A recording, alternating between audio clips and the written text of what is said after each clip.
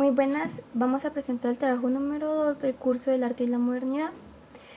El trabajo se llama Paisajes de la razón y el alma, arte y estética en la modernidad temprana. El trabajo está presentado por Alexandra Tumbajo y Ortiz, Sara Ospina Cuadros, Samuel Esteban Corrales Velázquez y quien les habla es Vanessa Giraldo Reyes. Como índice tenemos, vamos a empezar con la introducción, luego con el contexto histórico, vamos a hablar sobre los elementos comunes que se dieron dentro de este contexto histórico, luego de eso vamos a exponer qué es la modernidad, qué elementos artísticos, filosóficos y estéticos pues tenía como que es cómo situar la modernidad y por qué en ese tiempo, en los siglos 18 al 20, pues se presentaron de cierta forma. Vamos a hablar de los artistas que fueron como más representativos y los que escogimos entre nosotros los compañeros pues para realizar el trabajo y por último una conclusión. Introducción. La modernidad fue un periodo de profundas transformaciones culturales, políticas, filosóficas y artísticas. En el arte significó una ruptura con los ideales clásicos, una crítica al orden establecido y el surgimiento de nuevas formas de representar la realidad. Como señala Bosal, el espíritu moderno es aquel que busca el sentido del arte desde la subjetividad, la imaginación o la rebelión frente a la tradición. En esta presentación exploraremos cómo artistas como Jacques Louis David, William Blake, Gustave Courbet y Vincent van Gogh encarnan esta modernidad, cada uno desde una perspectiva distinta, lo visionario, lo realista y lo emocional.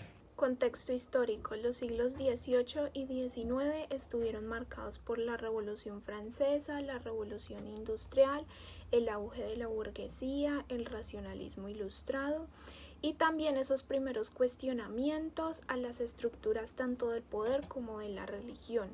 Según la lectura realizada de la Historia crítica del arte de Eisenman y Crown, en esta se hablaba acerca de que el arte se volvió un campo de disputa entre lo tradicional y entre lo moderno, entre lo académico y también entre lo marginal. Y por otro lado, en una parte de la lectura de González también que realizamos titulada Una transformación definitiva para el arte, ahí se resalta cómo este periodo significó una transformación definitiva para el arte.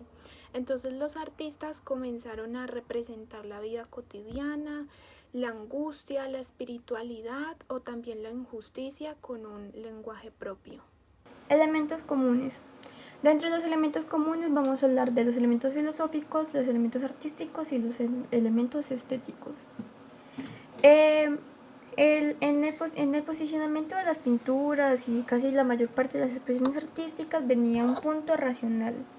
Este punto racional era de bastante ilustrado y era lo que se mostraba a través pues de los ojos del artista. Era como una situación más, aunque había una expresión más del artista, no se sentía como tan expresivamente emocional, sino que era como representando lo que había.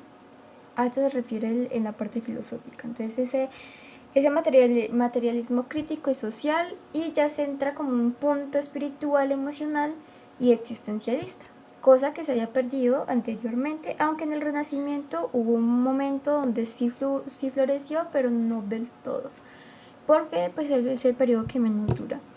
Entre los elementos artísticos tenemos la ruptura, la representación clásica y académica. Esto refiere a lo que se venía diciendo de que no, o sea, por ejemplo, solamente las altas sociedades pues tenían acceso a este tipo de pinturas y las personas que pintaban como tal tenían un acceso pues muy corto.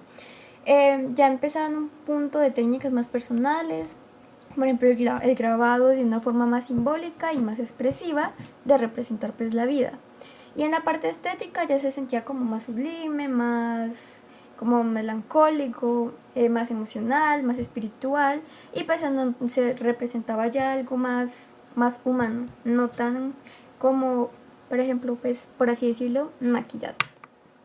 Dentro de estos elementos podemos decir y citar a Bosal, que indica: estos artistas no son modernos solo por sus técnicas, sino por la forma en la que sus obras piensan, sienten y transforman el sentido del arte, refiriéndose a la situación de cómo se plasmaba de forma diferente a pesar de todo el proceso que se venía atrás, que era ya como más cerrado, más menos expresivo para el artista y era como más mecanizado. ¿Qué es la modernidad en el arte? La modernidad en el arte se refiere al conjunto de transformaciones profundas que rompieron con los ideales clásicos y las normas académicas a partir del siglo XVIII.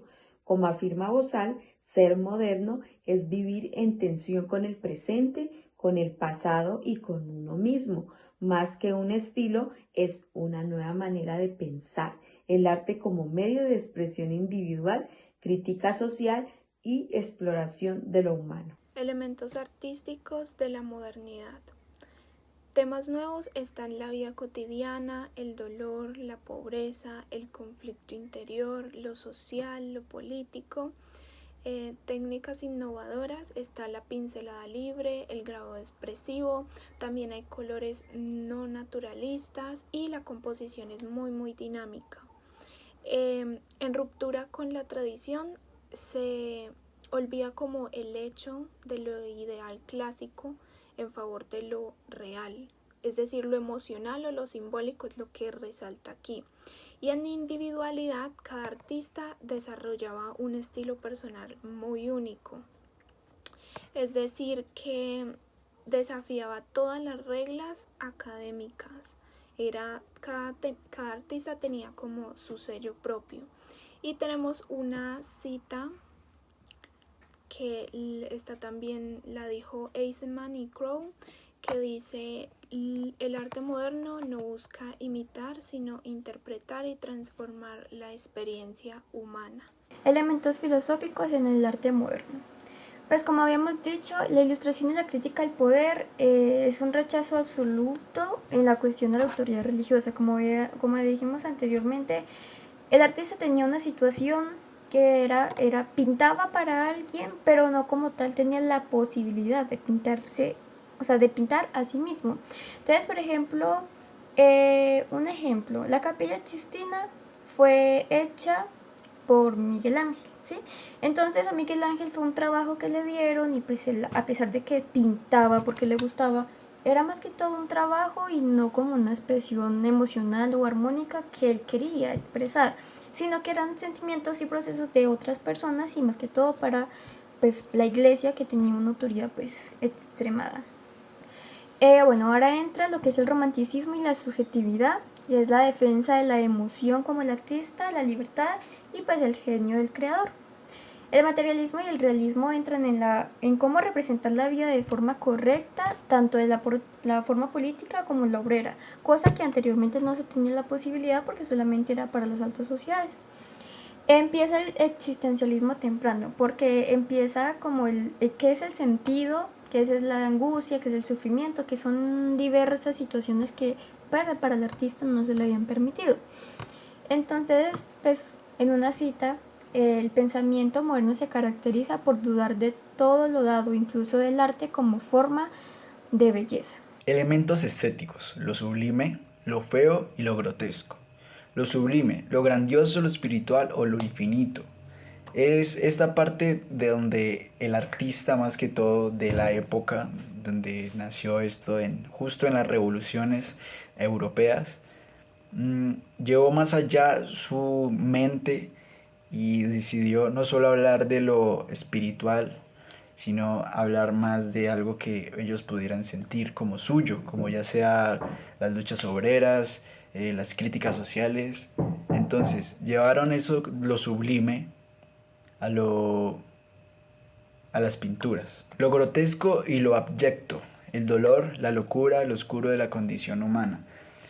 Este tópico es muy representativo de esta época del arte, ya que es una de las primeras veces donde se mostraban explícitamente momentos de la historia.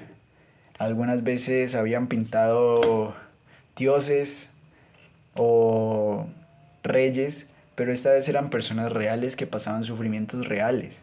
Y estos sufrimientos eran impuestos en lienzos sobre estos artistas, ya sea para representar esa cruda realidad que ellos vivían. Lo feo como verdad. El arte ya no busca solo lo bello, sino lo auténtico, aunque sea incómodo. Lo feo como verdad también busca eso, como incomodar a, a lo tradicional. Y que encontrar que en las cosas raras, abstractas, también se puede expresar eso que muchos critican en la tradición, que es la perfección del arte y todo bien homogénico y eclesiástico. No, también lo feo, lo cotidiano, lo humano que de verdad nos representa, también hace parte del diseño del arte. Y por último, lo emocional, el arte como experiencia subjetiva intensa. Lo emocional es una característica, esa es la más importante del realismo y de todas las fuentes y raíces que salieron de esta época del arte, ya que utilizaban la emoción, como lo podemos ver en el romanticismo, utilizaban esa emoción para representarla no solo en momentos trágicos, sino también en rostros, en situaciones, y esto llevaba no solo a sé que los artistas representaran su propio dolor en las obras, sino que todos los espectadores también confiaban en ese proceso porque era un sentimiento que iba más allá de la obra, que representaba al espectador como tal. Listo, ahora vamos a hablar de cuatro artistas representativos de la época, que son Jacques Louis Davis, William Blake, Gustave Courbet y Vincent Van Gogh. El artista que yo seleccioné fue Jacques-Louis David, un pintor francés, en francés sería Jacques-Louis David. Él vivió entre 1748 y 1825 y es considerado el gran representante del neoclasismo. Él tenía un estilo que retomaba la antigüedad clásica y también tenía un sentido nuevo y político. David, trabajó en un contexto de muchas transformaciones. Por ejemplo, la Revolución Francesa, la caída del antiguo régimen, y él también estaba influenciado por nuevas ideas de la Ilustración y del republicanismo. Y él creía que el arte debía servir para educar al ciudadano y para fortalecer esos valores de la nueva sociedad. Una de sus obras más importantes fue la del Juramento de los Horacios, que fue pintada en 1784, y en esta obra se ve muy bien cómo él utilizaba un lenguaje clásico y él quería transmitir un mensaje moderno.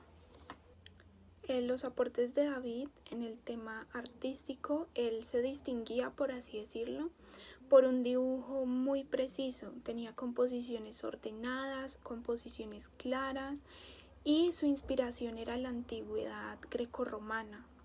En el tema filosófico, él transmite ideas de racionalismo y también de moral cívica, de heroísmo revolucionario. O sea que sus obras no solamente mostraban la belleza, sus obras también enseñaban valores en el tema estético, buscaban también la belleza ideal, no como una simple obra, un simple adorno, sino también el servicio de la política, de la educación del pueblo. David transformó la pintura, la convirtió en un medio de propaganda y de formación política. Entonces, con él se ve mucho que la modernidad no siempre significaba romper con el pasado, sino también usar lo clásico para construir una nueva sociedad.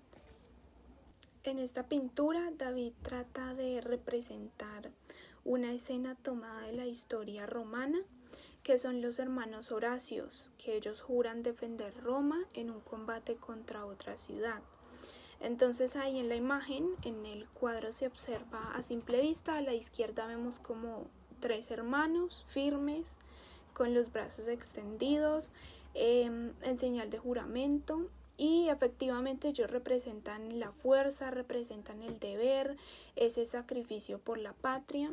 En el centro también a simple vista se puede ver un padre que levanta las espadas, el padre, y se las entrega a sus hijos. Esa es la autoridad y la tradición que legitima el sacrificio. A la derecha también se pueden ver unas mujeres sentadas, ellas son de la familia y muestran la tristeza y la debilidad. De pronto puede ser porque saben que la guerra va a traer, va a causar dolor, de pronto pérdida. Y el mensaje de pronto es que el bien de la patria está por encima de los sentimientos, de cualquier sentimiento personal. Entonces creo que David con esta obra trata de educar en los valores de la virtud, del sacrificio, el patriotismo, y que en esa época estaban muy relacionados con eso, con todo lo que tuvo que ver con la Revolución Francesa. Bueno, vamos a hablar de William Blake. William Blake nació en 1757 y murió en 1827. Era un pintor de Inglaterra. Estuvo presente en la parte de la Revolución Industrial y empezó con el racionalismo ilustrado. Dentro de las obras claves tenemos El anciano de los días, de 1794, Isaac Newton, de 1795, y el gran dragón rojo, de 1805.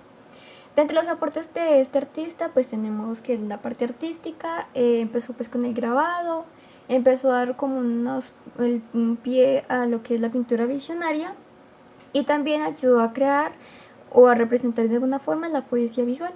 Dentro de la parte filosófica tenemos el rechazo del materialismo y empezó con la defensa de la imaginación del creador.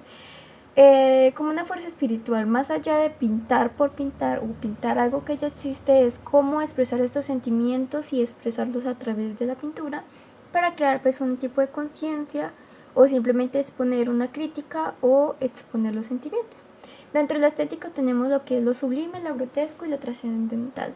La parte grotesca se representa más que todo porque la mayor parte de las pinturas de William Blake eran bastantes curiosas, en el sentido de que visualmente eran demasiado para el público.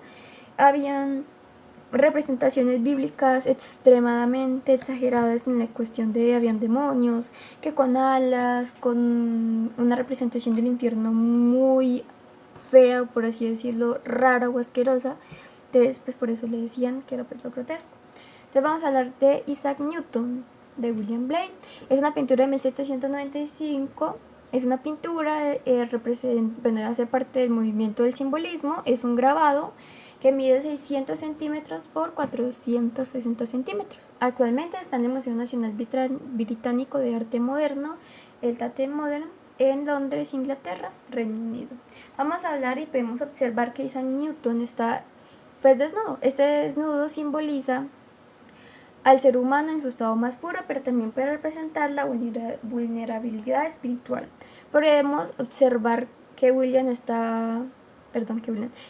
representó a Isaac en una forma como si estuviera demasiado metido en su trabajo y se desconecta de su mundo. Por ejemplo, en la pintura representa el mundo natural, ¿no? Ese mundo natural que lo rodea se desconecta y totalmente se centra en su trabajo. Esta postura encorvada y pues concentrada representa cómo la mente creativa puede también cerrarse a sí misma y puede pues desconectarse de muchas cosas y solamente centrarse en el punto racional y lógico, ignorando otros sentidos, otras dimensiones. El compás puede representar muchas cosas y en este momento podemos decir que es un artefacto que hace parte de la geometría y pues que representa lo que es el orden, y podemos decir que pues Isaac siempre fue representado como un gran señor o un gran punto en la arquitectura. Entonces en esta obra lo utiliza de forma irónica. ¿Por qué? Porque pues representa algo que solamente la razón la razón se limita, mientras que la parte inspirativa o la parte espiritual es un espacio mucho más grande. El entorno puede verse como un poquito más como submarino, ¿no? Como si estuviera en el fondo del mar o en un océano, y esto puede pues representar cómo es un estado más frío entre lo que es la naturaleza creativa y la racionalidad pues como mecánica. La ausencia de luz, podemos decir que está muy evidente porque esta trascendencia es lo que ayuda a sentir como ese atosigamiento en la cuestión de la ciencia. Y aunque pues podemos notar que Isaac está un poco iluminado, lo que representa es como es la revelación espiritual, como a pesar de estar sometido en un trabajo o estar sometido en un racionamiento nomás, pues se da también a abrir pues el espiritualismo y que todavía existe. Pues como conclusión podemos decir que es cómo se cuestiona la visión del mundo en cuestión a la ciencia y la razón, que solamente se pensaba de esta forma y se dejaba atrás lo que era pues el simbolismo espiritual o el sentido del ser. Gustave Courbet nació en 1819 y murió en 1877, originario de Francia. Su representación más fiel o sus obras más representativas surgieron en la posrevolución, el surgimiento del socialismo y la clase obrera. Sus obras claves son Los Picapedreros de 1849, El entierro en Ornans 1849 a 1850 y El taller del pintor 1855. Por ejemplo, en esta imagen que vemos aquí, vemos El entierro de Ornans de Gustave Courbet. Es una pintura que resalta el realismo, es un óleo sobre lienzo. Está ubicada en el Museo d'Orsay, París, Francia.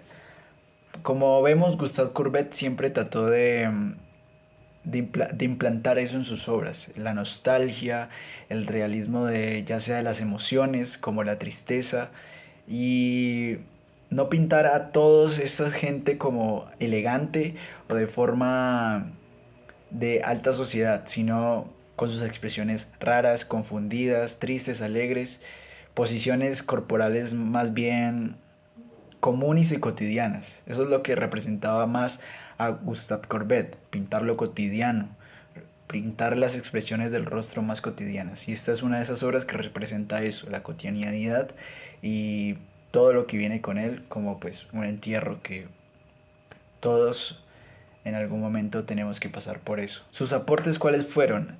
Artístico, realismo radical, representación cruda de la vida obrera y rural. En lo filosófico, el materialismo, la crítica, crítica social y el ateísmo. Y estético, lo feo como verdadero y lo vulgar como digno. Vicente Van Gogh, este artista tan importante, fue destacado en el siglo XIX por el aporte con su estilo único. Sus obras más famosas incluyen La noche estrellada en 1889, Los comedores de patatas en 1885 y El campo de trigo de cuervos en 1890. Esta es una de sus últimas pinturas, muy caracterizada por un campo de trigo dorado bajo un cielo tormentoso azul oscuro, con cuervos volando. Esto le da un color, una composición muy emotiva. Y en estos momentos se encuentra en Países Bajos, en Ámsterdam. Este estilo post-impresionismo, esta pintura la realizó en óleo sobre lienzo y hace unos aportes muy valiosos en cuanto a lo artístico, filosófico y estético, y es que él es muy expresivo en sus colores amarillos, azules, sus pinceladas dinámicas y su composición subjetiva. En lo filosófico, en el existencialismo temprano y la espiritualidad personal. En lo estético, la representación sublime y lo melancólico. Así que el arte de Vicente Van Gogh influyó demasiado, aportó demasiado en este siglo. Tal vez no fue reconocido en su tiempo, pero dejó un legado que continúa en la posmodernidad. Conclusión.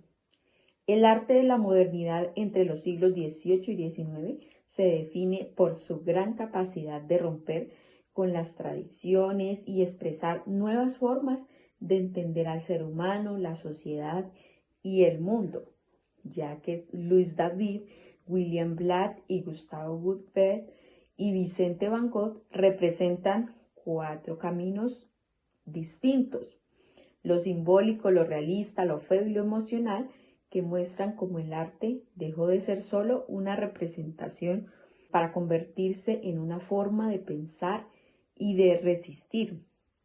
A través de lo feo, lo sublime y lo espiritual, estos artistas abrieron las puertas a la libertad estética que definirá todo el arte durante el siglo XX.